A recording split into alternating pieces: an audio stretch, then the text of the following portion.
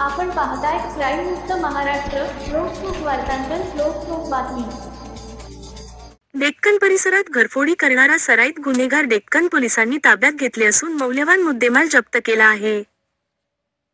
याबाबत पोलिसांनी दिलेली माहिती अशी की डेक्कन पोलीस ठाणे हद्दीत भांडारकर रोड येथील एका बंगल्यातील कुटुंब हे लग्नानिमित्त बाहेरगावी गेले असता बंगल्यामध्ये बाथरूमच्या खिडक्या उचकटून त्यामध्ये घरात प्रवेश केला व घरातील मौल्यवान व किमती वस्तू चोरून नेल्याबाबत डेक्कन पोलीस ठाणे येथे गुन्हा रजिस्टर नंबर 209/2024 भारतीय न्याय संहिता कलम 331, 331, 4, 305 अन्वये दिनांक 14 डिसेंबर 2024 रोजी गुन्हा नोंद करण्यात आला होता.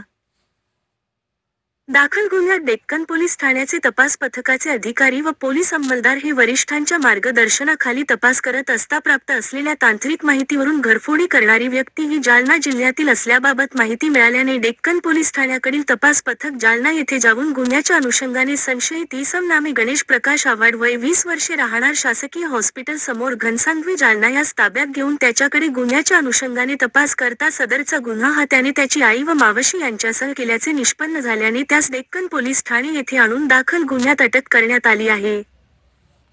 त्याच्याकडून चोरीस गेलेल्या मौल्यवान वस्तू हस्तगत करण्यात आल्या आहेत.